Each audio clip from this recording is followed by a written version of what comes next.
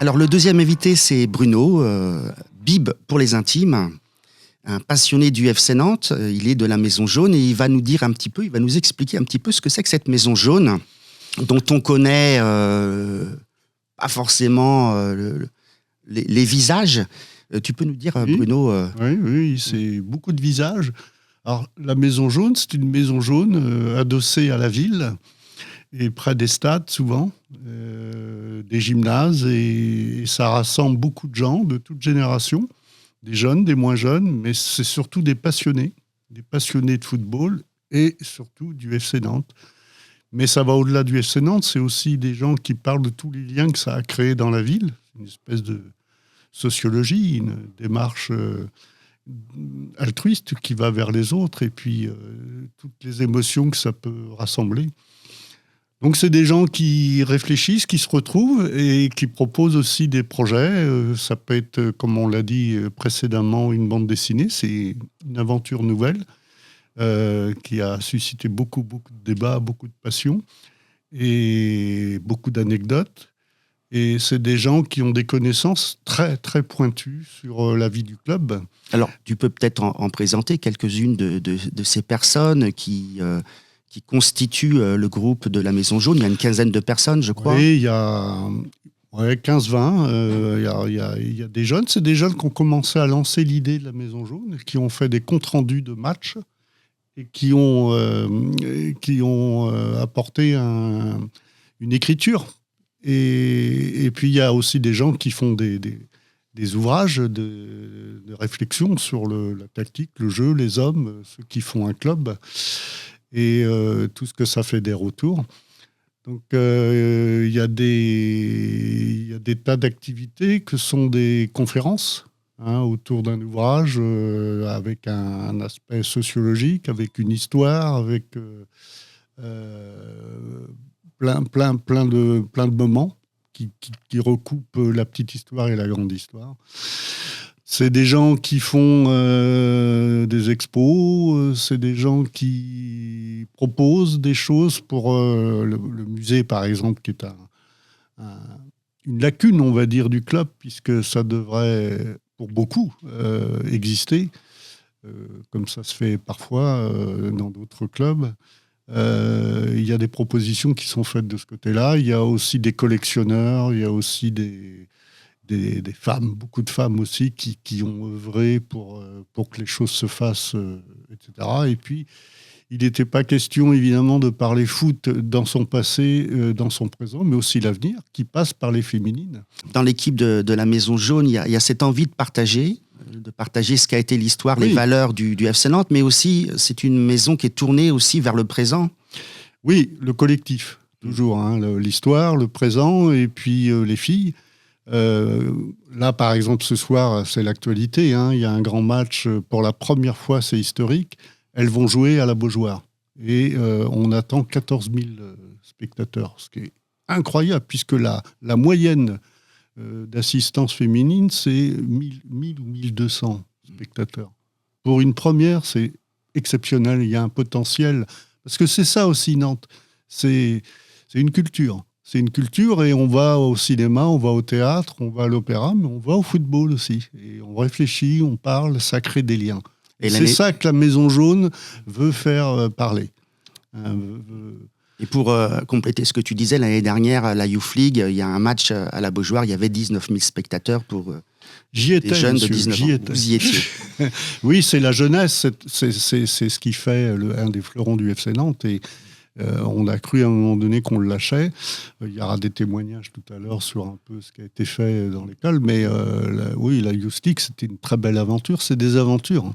Alors toi, cette passion pour le football, tu l'as vécu très très petit. On va pas en parler longuement, mais pour ceux qui sont intéressés, on retrouve ton témoignage et d'autres témoignages dans le livre de Stéphane Piriou, qui est avec nous aujourd'hui, qui fait partie de la Maison Jaune, Sopin mon amour, où des gens comme toi parlent de leur passion pour le FC Nantes. Exactement. Et voilà. Donc, exactement. La Maison Jaune aussi, c'est des collectifs, comme on l'a dit.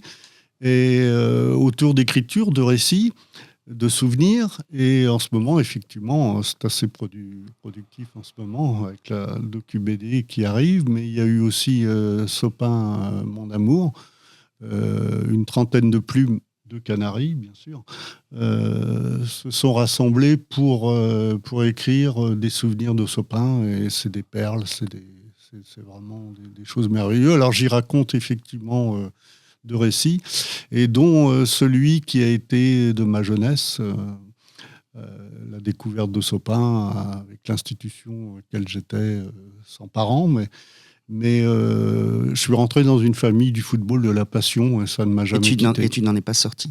Alors on va parler un petit peu de ce qu'a été la collaboration, de cette histoire un peu incroyable entre la Maison Jaune et un éditeur, ce qui était improbable, comme nous le disait tout à l'heure Olivier. Oui, la BD, moi, ça me parle, parce que je suis tout à fait jeune quand même.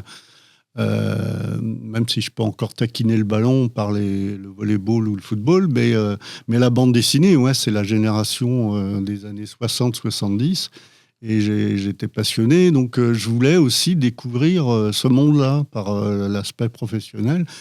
Et la Maison Jaune a été invitée pour réfléchir autour de ce projet. Olivier en a très bien parlé sur la ligne éditoriale, les choix à faire, etc. La passion... Tu peux nous raconter un petit peu comment ça s'est passé au niveau de la Maison Jaune? Vous avez eu une première réunion, je crois, avec Olivier. C'est ça. Et ensuite, comment vous avez travaillé? C'est ça. En fait, tu parles d'Olivier Petit. Hein, oui, Olivier Petit. On a plein de Bruno, on a plein d'Olivier.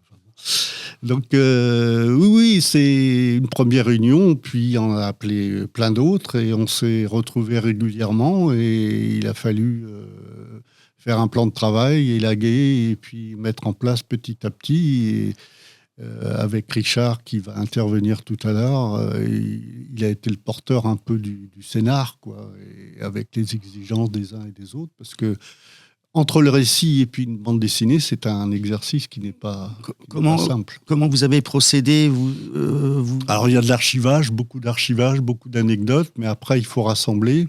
Et puis, évidemment, on a tous les personnages, on les connaît par cœur. Parce que moi, j'ai vu jouer, évidemment, Henri Michel dès le début. J'ai vu débuter Loïc Ami, j'ai vu débuter plein de joueurs. Et puis, il faut savoir aussi qu'à Sopin, puisqu'on l'évoquait tout à l'heure, il y avait 2 matchs. Il y avait le lever de rideau, qui était la réserve, qui étaient les jeunes. Et les jeunes, c'était les futures stars de l'équipe qui venaient. Et on se disait, oh là, t'as vu, celui-là, on va l'avoir l'année prochaine ou dans 2 ans, ça va être énorme. Et on voyait un spectacle formidable, parce que la réserve marquait 5-6 buts, et les pros en mettaient pratiquement autant. Donc là, on est parti dans les souvenirs, la passion, ce dont parlait tout à l'heure Olivier. Passion quand tu nous tiens. Voilà. Donc vous avez identifié peut-être les uns et les autres les personnages et les événements ou les faits marquants dans l'histoire du FC Nantes, ceux qui pouvaient être retenus dans la BD. Il ne fallait pas faire un récit classique, chronologique, année temps, arrivée temps. Non, il fallait aussi faire des récits, des histoires, des petites histoires dans la grande histoire. Et c'est ça qui est formidable, parce qu'on a tous un angle d'approche, une émotion, un lien particulier avec les uns les autres. Il y a aussi beaucoup de joueurs. Hein. On a tous été des anciens joueurs à plus ou moins haut niveau. Et puis, on a tous été un peu des pédagogues, des formateurs, des enseignants ou des coachs, quoi. Donc, chacun a apporté un peu sa vision des choses. Mais c'est un boulot monstre. Hein. Olivier, il nous a disciplinés, parce que il n'y a pas pire que des batailles de passion et de passionnés. Je crois que ça n'a pas toujours été facile avec un certain José Arribas. Ça me dit quelque chose, ce nom. Mais oui, allez, va. Qu'est-ce que tu retiens, toi? Alors, l'histoire n'est pas terminée, le livre va bientôt sortir. Il va sans doute avoir beaucoup de bons moments encore à partager. Cette fois-ci avec ceux qui vont venir acheter le livre. Qu'est-ce que tu retiens déjà de cette histoire, de ce parcours? Parce que je crois que l'un des objectifs du projet, en tout cas versant la Maison Jaune, c'était de construire un projet et de le faire collectivement à la façon du jeu à la nantaise, c'est-à-dire pas de le faire chacun dans son coin. Ouais. Le collectif, le jeu à la nantaise. Tout à l'heure, on parlait que Olivier a raison. Le jeu à la nantaise, c'est la seule expression d'un club de football français où on dit le jeu on dit pas le jeu à la parisienne. ni à la Marseillaise, ni à la Lyonnaise. Hein. Donc le seul truc qui existait avant, c'était le corner à la rémoise. C'est tout. C'est la seule référence. Donc c'est énorme. Alors, le jeu à la nantaise, c'est une identification. C'est l'académie, comme ils disent en Europe. Ben écoute, je te remercie. Oui, et donc j'ai pas tout à fait fini Oui. vers quoi tu voulais me dire. Qu'est-ce que ça a apporté ? Ça apporte toutes ces émotions additionnées les unes aux autres, avec le talent de jeunes écrivains qu'on découvre nous-mêmes, parce qu'on a vu quelques planches, mais on est impatient de découvrir l'ensemble de la BD. Et ça sera un formidable cadeau de Noël, ça c'est clair. Ben écoute, je te remercie, Bruno. À bientôt sur le terrain, parce que je crois que vous avez créé une belle équipe aussi. Ouais. Ouais. Et puis on va donner la parole On a un super banc. à Richard, à Richard Coudray, qui est de la Maison Jaune aussi.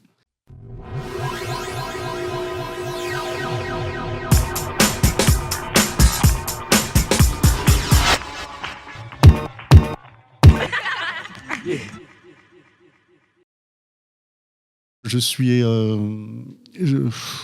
coupé. Tu peux couper ? Oui. Je peux couper.